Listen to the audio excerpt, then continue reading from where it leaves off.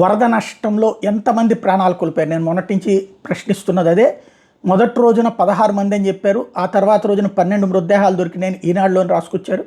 47 దాకా అన్నటువంటిది సాక్షి రాసుకొచ్చింది. అసలు ఎంతమంది చనిపోయారు, ఎస్పెషల్లీ విజయవాడలో ఎంతమంది చనిపోయారు? ఎందుకంటే ఇవాళ ఆ నీళ్లు ఎత్తేటప్పుడు ప్రజలకు చెప్తే ఏ ఒక్కళ్ళు చచ్చిపోవడానికి సిద్ధంగా ఉండరు, ప్రతి ఒక్కళ్ళు జాగ్రత్తలు తీసుకునేవాడు.